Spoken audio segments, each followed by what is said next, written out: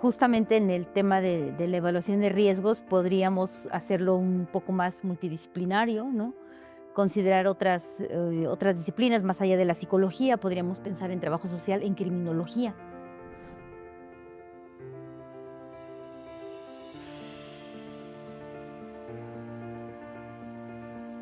Bienvenidos a su programa Entre las togas negras y las batas blancas. Como lo prometido es deuda, pues nuevamente traemos a Norma Romero Sánchez.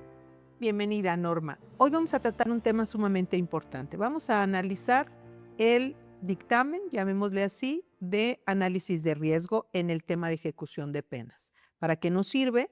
¿Cómo se debiera de realizar? ¿Y por qué es tan importante que se tome en consideración? Porque tiene que ver con la preliberación o la libertad anticipada de una persona sentenciada privada de la libertad. Muchas gracias nuevamente por estar con nosotros, Norma. Platícanos, ¿qué es el análisis de riesgo? Bien, bueno, como yo lo he trabajado, quiero ser muy honesta, yo he trabajado pocas veces esto, pero creo que lo he hecho de la manera buscando siempre, como lo he reiterado muchas veces, el tema de la metodología, ¿no? Si tú me preguntas qué es el riesgo, bueno, vamos a ver, es aquella proclividad que podría tener la persona justamente a dañar al otro. Sabemos que la persona no debe de, ¿a quién vamos a cuidar? A la víctima, a los testigos y a la sociedad, ¿no? De las personas, que de alguna manera sean que preliberadas. Entonces, desde el punto de vista psicológico, yo me he preguntado, bueno, ¿y qué es lo que llevaría a una persona a agredir a otro, convertirse en un riesgo? Pues otra vez me regreso al tema psicológico, al tema de las variables que yo tendría que evaluar. ¿Y cuál sería? Bueno, pensar en que pudiera tener ciertos rasgos antisociales, que pudiera ser una persona con muy baja empatía, ¿no? ¿Por qué? Porque quizás no le interese el sufrimiento del otro, que quizás tenga probablemente esa, sed de venganza, ¿no? Que todavía tenga ciertos rencores, preguntarle también, por ejemplo, sobre el tema de su proyecto de vida. Una vez que él se vaya de este lugar, ¿no? De la cárcel, ¿qué va a hacer? ¿Tiene familiares? ¿Tiene a dónde trabajar? ¿Quién lo va a cobijar? ¿Dónde va a vivir? ¿Lo ha pensado? Entonces, eso sería.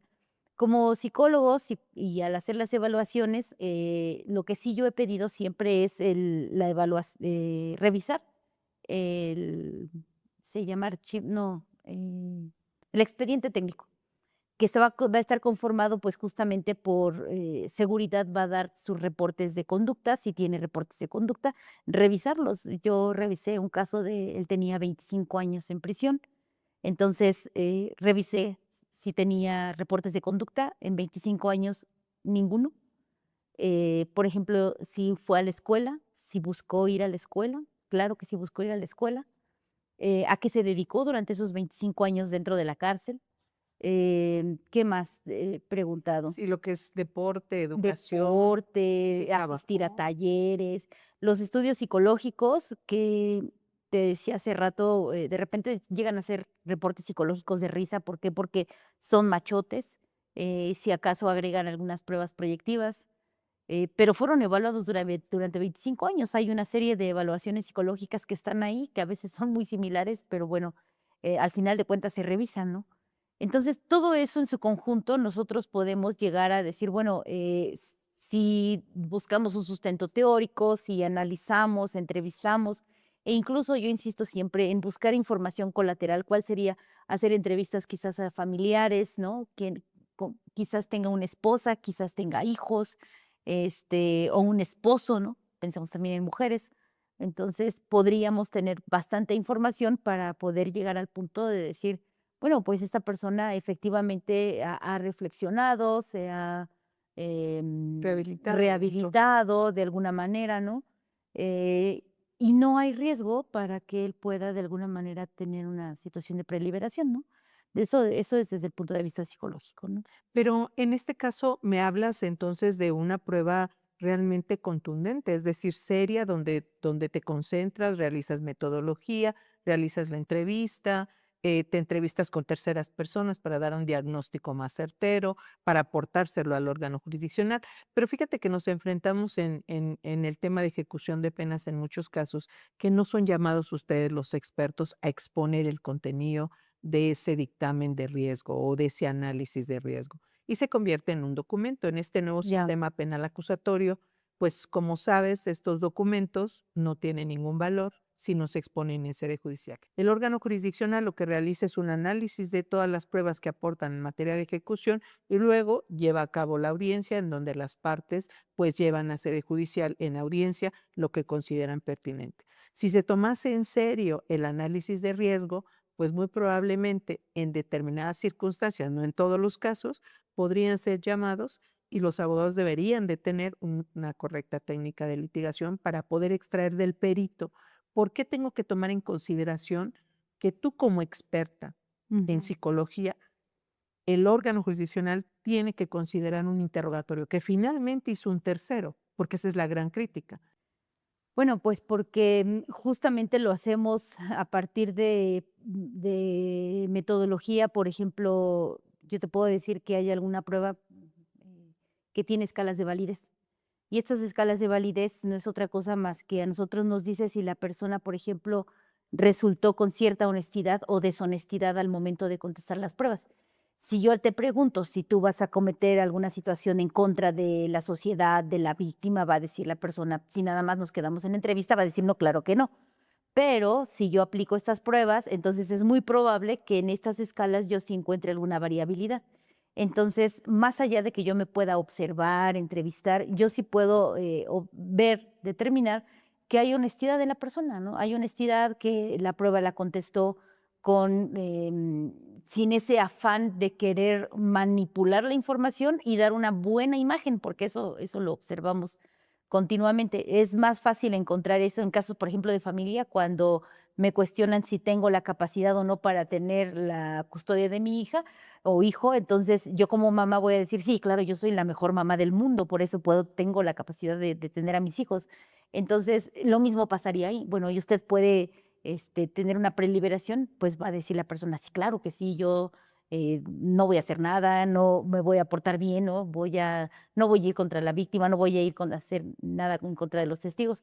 Pero, ¿es real lo que me está diciendo? Bueno, ahí aplicaría eso, incluso el tema de la psicología del testimonio, ¿no? También aplicaría el tema de la psicología del testimonio, porque yo tendría que determinar si hay una credibilidad, ¿no? En el dicho, y unir otra vez todo. Como lo hemos comentado en otros programas, siempre implica una metodología con tiempo, con una buena técnica para poder llegar a conclusiones, robustas, ¿no? Y fundamentadas.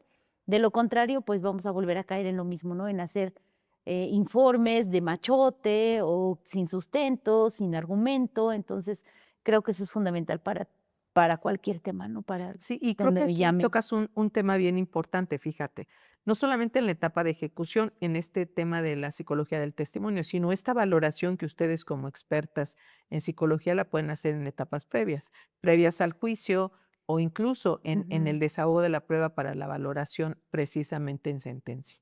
Y en este punto en particular, desde tu expertise, ¿por qué consideras o qué consideras que en reclusión, si se ha confundido o no la figura de salud que establece el 18 constitucional con el tema de salud mental?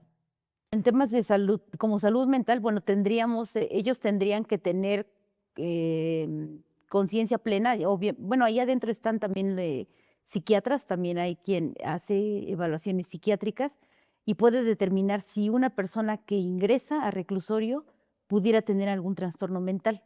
Entonces ahí sería la salud mental, ¿no? Por ejemplo, algún interno tuviera alguna conducta antisocial dentro del internamiento con independencia de que tuviera alguna sanción, reporte, ¿no? Ujú. Que tiene que ver un poco con la preliberación, si es que tuviera o no oportunidad de pedirla. Este tema, estando en internamiento, la afectación que tiene la persona de estar privado de su libertad, que puede alterar incluso este tema de personalidad, que se puede desencadenar o no se podría desencadenar algún tema de trastorno de personalidad ahí. Bueno, ya a lo largo del tiempo, pues, te he de decir que yo he evaluado personas que tienen 20 años, 18 años ya en reclusión, la personalidad cambia. Sí cambia, hay un cambio drástico. Sobre todo, hay gente que se vuelve que quizás afuera te dice que tuvo una personalidad o rasgos como más extrovertidos, y derivado de tantos años a veces de internamiento se ha vuelto muy introvertido. Gente que sí hay un cambio drástico. De hecho, el Protocolo de Estambul dice que una de las consecuencias cuando alguien ha sufrido, por ejemplo, tortura y luego ha pasado muchos años en internamiento, es muy probable que la personalidad cambie, ¿no? Eso que la persona en una entrevista también te va diciendo es que antes yo era una persona de esta naturaleza. Y cuando tú revisas, las pruebas, te das cuenta que es otra la personalidad. Dices: "Bueno, ¿qué pasó aquí?". Lo que pasó fue justamente eso, lo que dice el Protocolo de Estambul, que es muy probable que dado a veces haber vivido una situación, por ejemplo, de tortura, ¿no? Al momento de su detención, y luego estar 10, 15, hasta 20 años en internamiento, pues, y padecer estas secuelas, quizás a veces de estrés postraumático, a veces de ansiedades, a veces de depresiones, y vivir como tal el hecho de estar encerrado, el confinamiento, la vida dentro de un reclusorio es muy complicado, ¿no? Las personas se convierten en objetos, se convierten en números, a veces hay quien ya ni siquiera recuerda su nombre, ¿no? Yo que he entrado a prisiones federales, hay quien ni siquiera no tienes permitido ni siquiera tocar la mano del otro, ¿no? Entonces, un saludo, un llamarle por tu nombre, algo que a nosotros se nos hace tan común, ¿no? Ellos son un número. Entonces, todas esas situaciones hace que se vayan, acentuando quizás ciertos rasgos, sean secuelas propias de algo, que la situación cambia, ¿no? La personalidad cambia, por supuesto. Em, si nos vamos ahora al tema de la preliberación o el tema de la salud que ellos requieren, eh, pues para el tema de la preliberación sería una buena evaluación, pero para la salud interna, muchos de ellos no tienen atenciones médicas, por ejemplo, muchos de ellos no tienen un tratamiento psiquiátrico, a veces nada más es, okey, está muy deprimido, muy ansioso o tiene, alguna condición de estrés postraumático, ellos reciben, y así me lo han dicho, recibo, medicamento que no sé ni qué me estoy tomando, no me dicen qué es, solamente es por prescripción psiquiátrica, se lo toman y se acabó. Dice: "Es lo que me mantiene a veces como en un estado de estar dormido todo el tiempo, estar muy apagado", y así me voy muchos años, ¿no? Fíjate que ese tema nos llevaría al análisis de la prisión preventiva oficiosa, ¿no? Y este Ujú. incremento de la prisión preventiva oficiosa con motivo de la reforma constitucional. Y esto es de impacto porque justo a pesar de que tenemos las resoluciones de la Corte Interamericana, en donde se ha sancionado a México porque debe de adecuar su legislación, tanto la constitucional como la legislación secundaria en los temas, tiene que adecuarla a Ujú. estos temas de prisión preventiva. Justo si los involucrados, es decir, los abogados e incluso la propia judicatura, tuviera conocimiento de estos temas y de la gravedad que implica el encierro, me parece que tomarían en consideración otras alternativas y que en esta nueva judicatura podrían incluso considerar la inaplicación de esa prisión preventiva oficiosa Sí. en beneficio de la persona, porque hay otros medios para controlar. En realidad, la medida cautelar es para que sea llamada la persona a comparecer y a llevar un procedimiento, ¿no? Es la forma de conducción al procedimiento. Desde luego que habrá delitos en los cuales requiere esta prisión preventiva oficiosa que se ha establecido de manera, creo, contraviniendo las resoluciones de la Corte Interamericana. Pues es muy interesante todo esto que tú señalas, Norma. ¿Y qué sugerirías para nuestro público respecto a esta atención especializada, este análisis de riesgo, estas consideraciones que se deben de tomar para, pues, para las personas que están privadas de la libertad? Yo creo que sí tendríamos que cambiar, digo, en la medida de lo posible, ustedes lo determinan como abogados, cambiar un poquito el tema de quién hace esas evaluaciones, con qué metodología, este, hacer evaluaciones un poco más profundas, no solamente con el creo que muchos se basan en esto de que si tienes, si hay posibilidades de fugarse, ¿no? Si tiene el recurso económico o no. Y digo, no, a veces, eso es muy fácil de probar, sí, pero hay otras cosas más objetivas que lleva a la persona en un momento dado a convertirse en un riesgo para la víctima o para, insisto, para los testigos o para la sociedad. Eso es lo objetivo, pero hay otras cosas, que es lo que nosotros evaluamos como psicólogos. Pero si hiciéramos una situación más integral, yo creo que tendríamos más certeza de hasta qué punto alguien sí o no pudiera ser una situación de riesgo. Y creo que lo que nos deja de reflexión es que en este caminar los abogados tienen que acercarse a expertos, los expertos tienen que exponerle la problemática en sí misma, los abogados entender en una ética profesional que tienen que llevarle una verdad al órgano jurisdiccional y a partir de esa verdad explicarle las condiciones al sentenciado de si es o no posible obtener una preliberación con información fidedigna y para eso requieren pruebas en específico. De tal manera que este conocimiento pues siempre será benéfico para el órgano jurisdiccional, sobre todo para estas personas que aunque cometieron delito tienen derecho a gozar de una libertad siempre y cuando no constituyan precisamente ese riesgo para la Así es. sociedad, para la víctima. Bueno, pues estamos llegando al final del programa. Norma, ¿con qué te gustaría despedirte de la audiencia y los temas tan interesantes que manejas? Bueno, pues que justamente en el tema de la evaluación de riesgos podríamos hacerlo un poco más multidisciplinario, ¿no?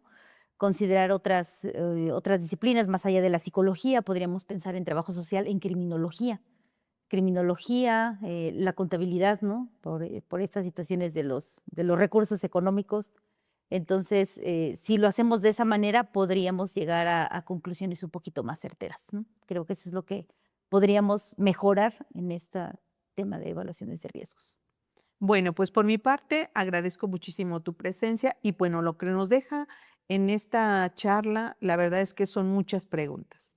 ¿Cómo puede un abogado aportar prueba para una preliberación? ¿Por qué tendría que aportar en su caso un análisis de riesgo? ¿Qué experto le puede practicar el análisis de riesgo? Ujú. ¿Es válido o no llevarlo a sede jurisdiccional?